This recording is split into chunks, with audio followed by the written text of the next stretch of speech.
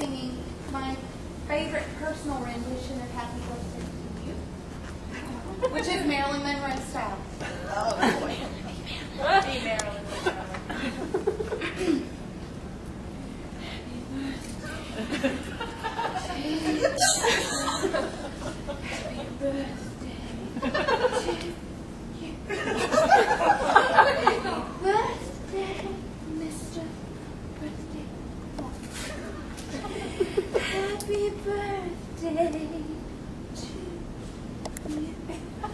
Neil Moore, this is your life. All right, Neil, you're going to have to try to guess who said the following story about you. I'm going to try my best in an Australian accent. I don't know if I'm going to make it. This memory comes from whenever I had to go to school, and every time I would get out of the car and close the door, I would hear, "Goodbye!" And all the children would laugh at me. Well, that's one of my children.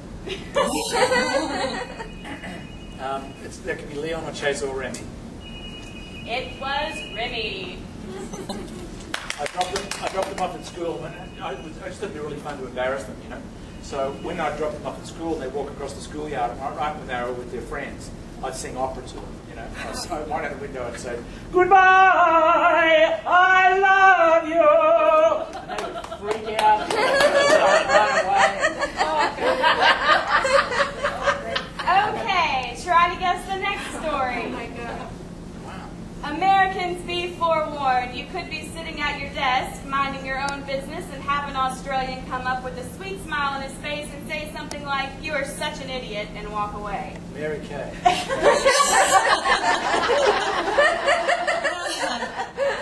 Ding, ding, ding, ding, ding.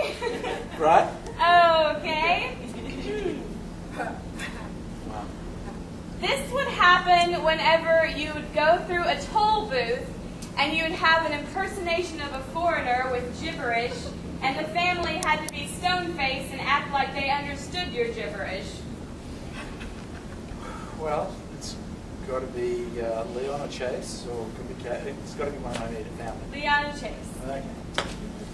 And then another particular story was whenever you were in the early days in the restaurant business, and you were talking to patrons when out of the corner of your eye you saw a large gnat on the table. Coyly but sympathetically, you caught the gnat without the patrons ever noticing it and left the table to discard it. It was such a graphic picture of how you just swooped down and overcame such a small but evidently an obstacle, and how you always do this when approaching any obstacle, and how proud they are of you. Okay. Yes. And the very last one.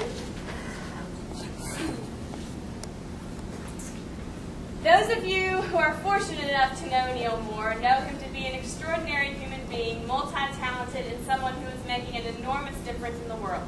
However, most people don't know the other side of Neil and don't realize the inner demons that he has had to deal with on a daily basis.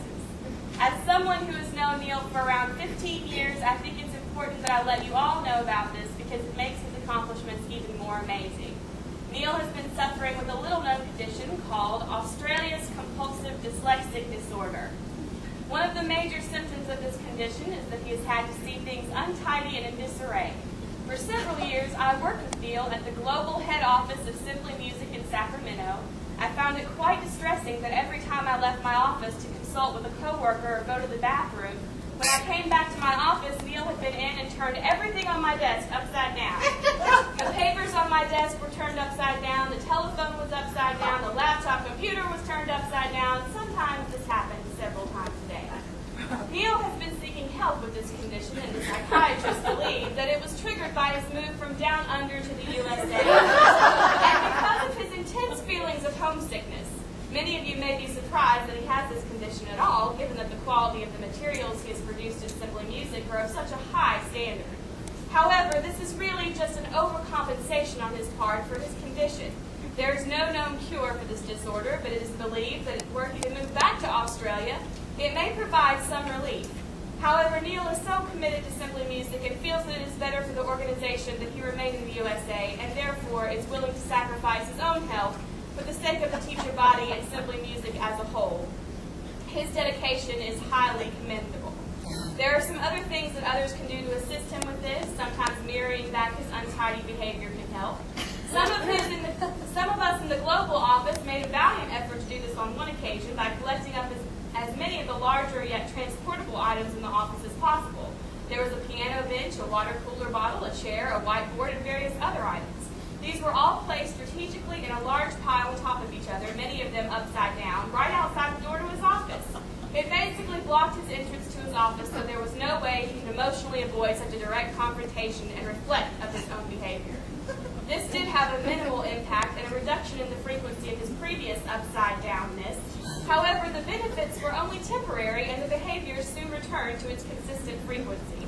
Specialists in his condition have also said that it would be of help to him if others were to make him feel more like he is back in his beloved Australia by using Australian expressions when talking to him. If you would remember to say, "G'day, mate," when saying hello, and saying things like, "Throw another shrimp on the barbie," this would be of great benefit to him.